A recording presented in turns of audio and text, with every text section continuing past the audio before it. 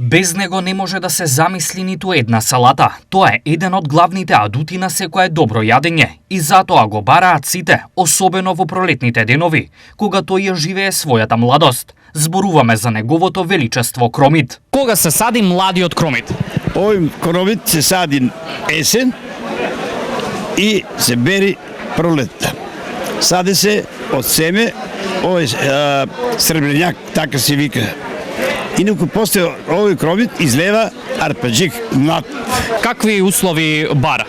Кромитот тражи да е добра почвата. Каква почва? Миловита особено, многу бива, значи, и добро ѓубре. Вода? Вода секако. Секако вода. Без вода не бива ништо. Како го штитите од различни болести? Па има постојат средства, уште во самото садење се стават за одрачицо и што викаме ние слепото кутре, други него напаѓаат болести. Кога е најдобро време за берба? За берба го има сега веќе преку цела зима и преку цело, речи си, лето. До таму некаде 20 јуни. После тоа завршува, млад кромит нема веќе, нели? Така да после на есента пак почнува.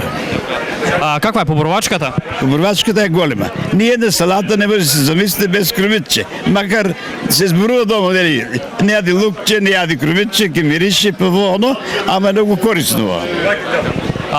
Која е цената? Цената е 20 денари една врзиничка. Особено е многу важно луѓе да го конзумират зелениот дел. Со урда може да се испрже, може со јајца, со се. Цените на денешниот пазарен ден се следните. Домат 110 денари за килограм, блак пипер 150, компир 50, марула 40, портокал 80, мандарина 100, лимон 120, кромит 50, спанаќ 50, банана 90 денари за килограм.